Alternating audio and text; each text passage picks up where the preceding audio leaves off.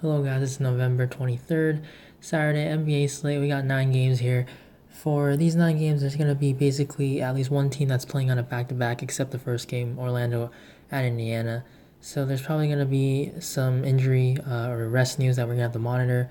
But going off of just what we know right now, Orlando, they're pretty banged up with Gordon and Vucevic out. I think as far as rest news, we have the Spurs in that game with Dejounte Murray probably going to be resting because it is a back-to-back. Other things to note, Philadelphia, Joel Embiid did say he was going to play on the back-to-back, so he should be in. And for the Lakers, LeBron and Anthony Davis both said that they were going to play this game as well. And then for Detroit, Blake Griffin, he could possibly be out this game because they were up a pretty significant amount against the Hawks Friday night. I think they're up by like over 20 points, and the Pistons decided to play Blake Griffin deep into the fourth quarter, and he ended up playing 33 minutes. So I think that they're probably they already decided beforehand that they were going to rest Blake Griffin for this game against the Bucks.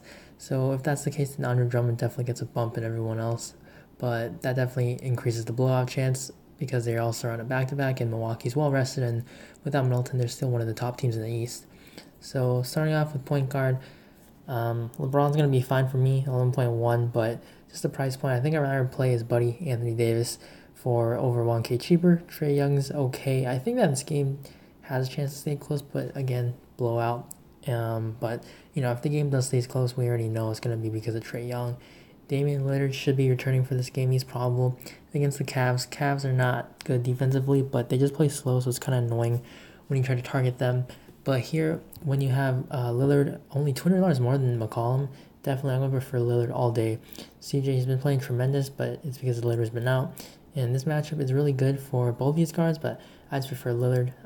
For right now, I don't think Lillard's going to be a core play, but he's definitely someone that I'm pretty interested in. Drew's okay, Mitchell's alright, but Mitchell's upside, he has it, but he just doesn't really flash it that much. Certainly, this is a terrific pace-up matchup. They're on a back-to-back, but I think that New Orleans, they don't have the firepower to blow them out. And this game's also going to be at Utah. Drew Holiday is a good defender, Mitchell as well. So I don't think that I'm going to be targeting either player, but certainly it wouldn't surprise me if they were to go off. Ben Simmons, 7,700. I liked him a lot. Glad it worked out today, but it was a tough slate overall for me. But now on a back-to-back against Miami, where Embiid's probably going to play, the Heat, they defend point guards really well. They allow the least amount of points against opposing point guards. So this isn't really a great spot for Ben Simmons. Bledsoe, I like 7.6K against Detroit. Detroit, against point guards, they have not been good. They're one of the worst teams defending the point guard position. So I definitely do like Bledsoe with the elevated usage with Middleton out.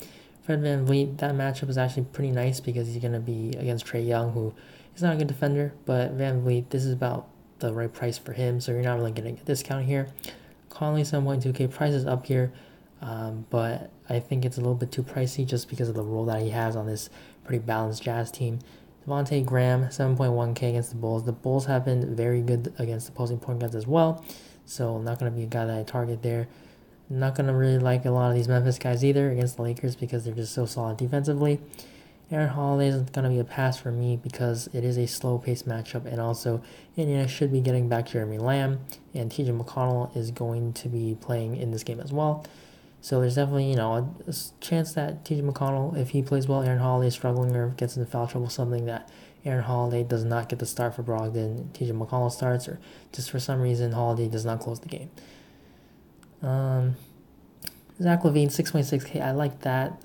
It seems like there could be a chance that the ankle injury is bothering him. These past 2 games since he hurt his ankle, he's been shooting really poorly. But those matchups aren't the best. Bucks are very solid. Detroit plays pretty slow. But this is definitely a get-right matchup for LaVine. The Hornets are not a good defensive team. Their pace is pretty nice. Bulls, or both teams are playing on a back-to-back actually, so there's not going to be advantage there. LaVine's price is down now to 6,600, so there's some intrigue for me there. Rozier, same with Graham.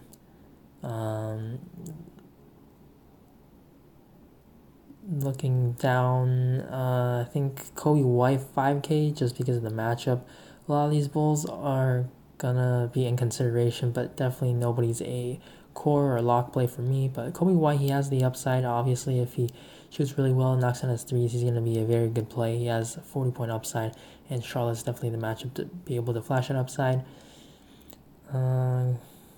Looking down more, Lonzo Ball, 4.5K. It is a very tough matchup against Conley and Mitchell. Very good defensive guards, but Lonzo, 4.5K. If he's not on a 20-minute restriction, I think that he's definitely a very nice play because he's so cheap and he just is able to do a whole lot of things out in the court. And then TJ McConnell, 3.3K. He said he's going to play, and we've seen him he's not going to play a whole lot of minutes because Aaron Holiday is still a capable ball handler. But McConnell should be able to play 20 or more minutes here as long as he's not restricted, which he shouldn't be because he was only out for a week. He's a guy that is more pass first, but he's very good at just getting all the peripherals. He can get rebounds. He's a guy that crashes the boards. He gets some layups. He'll shoot a mid-range. He's not a three-point shooter, though. But he's just a pretty feisty player. If he gets 20 minutes, he's only 3.3K. We all wanted to play him back then when Brogdon was out, but McConnell had a groin injury, so now that he's going to be back, even in a tough matchup, probably going to be coming off the bench, not sure. If he's starting, I think he's going to be pretty chalky, but at that point, if he's starting, then he's going to be a cash lock for sure. 3.3K, he's a guy that definitely has the upside, so I really like him. On to shooting guard for guys that I haven't mentioned. Fournier's price is okay. He's going to get more shots, more usage, but the matchup isn't that great. Luke Kennard, I always like shooters against Milwaukee, but Kennard's price is up. Even if Blake Griffin were to miss this game, I just don't really like him here. He's a pretty dependent shooter, so it's going to be tough. But Kennard, just the price, so I'm not going to be on him. Jeremy Lamb, 5.9K, he's expected to play, but again, the matchup is probably not as tough as we think, but the pace is still going to be really slow. Lamb, he's a guy that is able to contribute in a lot of ways, so I think that getting a little bit of exposure to him is definitely viable, but not going to be a total lock. And then a little bit more down here, Terrence Ross, 4.9K. He's going to be coming out the bench probably, or he is actually, but that definitely is going to mean a pretty solid usage for him because without Gordon, without Vucevic, the rotations are going to be different here. And so Terrence Ross is probably going to have to do a whole lot more when he's on the floor. And he's a guy that's definitely not afraid to be aggressive, take a whole lot of shots, and he's probably going to be able to ball handle a little bit more. So I like him as a tournament play, though.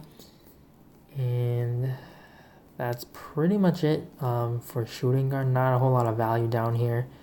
So on to small forward.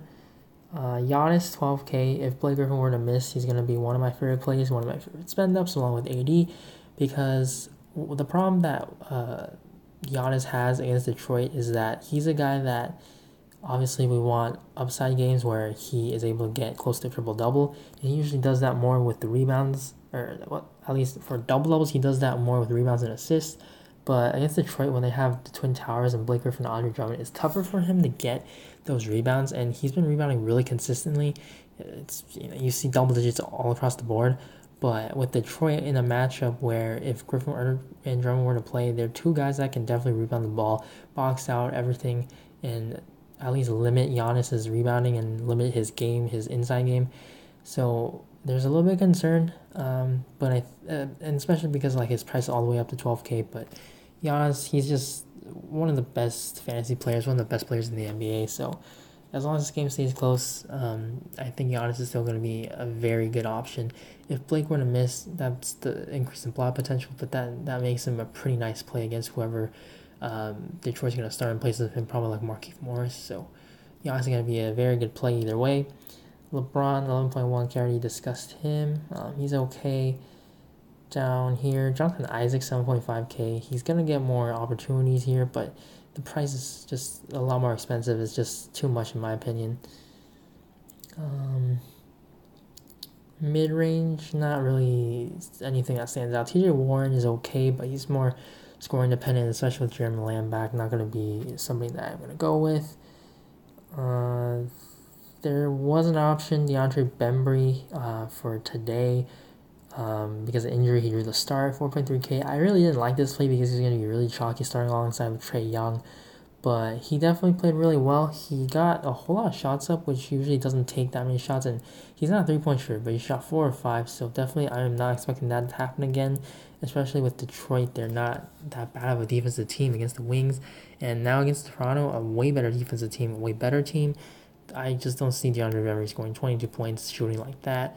And also, the assist 6 probably isn't going to happen again because Trae Young is going to be sharing the court with him. And also, the 4 steals, that's a little bit crazy. So, Bembry, I don't really want to chase that. But if he's going to be starting, going to get a lot of minutes again, then maybe, you try to take a shot at him. But not going to be one of my favorite plays. Cedi Osman, I really liked him. 4K against the Blazers, playing at home. Matchup's okay. Blazers haven't been that great defensively, but it's because he starts. And if he starts, because those 2 games are blowouts, but when he starts, he gets close or over 30 minutes, and he's a guy that isn't a very family fantasy point producer, but just because of the minutes he's able to get there based on playing time alone. So at 4K, if everything's fine with him, no foul trouble, no blowout, anything like that, he definitely should be able to return 5x. But definitely there's not really much of a ceiling for him. And one of the chalk options, probably a cash game lock, is going to be wherever he is, Wes Iwundu, 3K. He's going to be starting, so he's probably going to see at least around 24 minutes, at least playing half the game for Aaron Gordon. Because they could definitely go with Terrence Ross, who I would expect to close over Iwundu. But you're getting a starter, anytime a starter that's 3K, I think it's definitely going to be in play, especially for cash games. For tournaments, definitely could fade. Iwundu isn't known as a great fantasy player, but it's the opportunity, 3K, what it opens up for you, especially if there's not a whole lot of value on this slate. But matchup in Indiana, they're not really a good matchup. They're pretty tough. They play pretty slow. And then moving on to power forward, Anthony Davis, 10K, one of my favorite plays on this slate. Memphis defending power forwards isn't that great. They're not amazing, not bad, but it's still Anthony Davis at 10K, and he is going to play this game. Jaren Jackson, we know he's a foul machine, so he's probably going to pick up 2 fouls in 2 minutes or something. And backup's probably going to be Kyle Anderson, Brandon Clark, who they're not bad defenders, but just Anthony Davis is an amazing player, and he's going to be able to dominate this game, especially inside the paint. So 10K. And something also to note is that Memphis, they do get blocked pretty often. So Anthony Davis, we know that he's able to block shots. That's something that definitely can help Anthony Davis just stack up those fantasy points. I like Siakam, but his price is a little bit up. There's definitely some blowout risk there. Ingram's priced up in a tough matchup, so don't really want him. Blake 7.2K, don't really like that. Lauri Markkanen 6.4K is okay, but just the playing time's kind of capped at 30. The matchup is really good, but it just seems like his upside's not really there recently. Jabari Parker 6.3K. If this game's going to stay close, Jabari's going to have to do something to help Trae Young, help these other Hawks out, and keeping this game close against Toronto. They're playing at home, so definitely there's a chance that it could be. But Jabari's minutes were kind of weird today. I don't know what the reason was for that, but he wasn't in foul trouble after his first stint. He just had 2 fouls, but he wasn't playing a whole lot. He actually played a little bit in the fourth quarter in the blowout run. So for whatever reason, he just didn't get his minutes. But if he's playing well, definitely he's probably going to get over 30 minutes. And then Wendell Carter, 6.2K. I like him here against the Hornets because he is a very good fantasy player here. He gets a double-double as long as he's out of foul trouble. That is a concern, but against Charlotte, Cody Zeller isn't a guy that's going to be drawing fouls. He's not a high-usage player, so the ball's probably going to be away from Wendell. He doesn't have to guard it as much. And also, especially off the bench, they have Biyombo, who is a little bit undersized, and also Marvin Williams, who plays some center as well, who is more of a stretch big. So that's not something that's too concerning for Wendell Carter's foul trouble issues. So I really like Wendell Carter as well, 6.2K. And other guys, someone that I should mention is Thaddeus Young, 4K. It's the matchup. He's a guy that does a little bit of everything. So if he were to play around 20 minutes, he definitely can get you 5x. But again, just there's no real upside with him. And then on to center, Andre Drummond, 8.3K against the Bucks. I think that, again, there's blowout potential, but if Blake Griffin were to miss, that's a whole lot of usage that opens up. And even in a blowout, Drummond can definitely get there. If it's not a blowout, you know that it's going to have to be something that Drummond is doing, probably putting up like a 20-20 game to keep this game close. Other centers that I like, Miles Turner, 6K going up against Kem Birch or Mo Bamba. Turner here in this spot, 6K, he definitely has the upside, but again, the game is going to be pretty slow. 6K from Miles is a pretty nice price tag because we definitely know what his upside is. He has over 40-point upside. We've seen he's a very good shot blocker. It seems like he's way more willing to shoot the 3-ball. So for DraftKings, where they give you a bonus, that's definitely a plus there. And then I think on the other side, then you can look at Kem Birch, who was priced up for 4.3K, but as a starting center, especially for centers, point guards, those are the type of players that you can get a lot of value from because of just the rebounds, and for point guards, the ball handling that they get, so the more assists. So I like Kem Birch here, 4.3K. Miles Turner is a very good defender, but just the opportunity, the minutes should be up. Mo Bamba as well. I really like Birch here because he's the starter, 4.3K. And also you can plug him in your power forward and forward spots. And then that leads me to Mo Bamba, who is 4K. He's only center eligible, but definitely if something were to happen to Birch like foul trouble, Bamba's going to be the direct benefit. But there's a chance that Bamba could still be limited because of the injury minutes restriction kind of thing. So definitely something to monitor there. But overall, I think right now, especially for cash, you just lock in Wes Wundu because of the minutes that he gets, and then Kem Birch. And one of my favorite plays is going to be Anthony Davis, so I'm going to put him in. And then if you can, I think definitely that's possible. If there's value, you can play Giannis with 80 and you still have a lot of salary left. But for right now, I think my top player on this slate is going to be Anthony Davis as my stud and Wesley Wundu as my favorite value play. So that's going to be the video for right now, guys. Thank you guys for watching. If you enjoyed it, please leave a like. And also, if you have any questions, feel free to leave a comment down below in the comment section. Or also, you can find my Twitter in the description below. It's @Bobfuls. You can DM me or tweet at me. I always try to respond to you guys as fast as I can, so feel free to do that.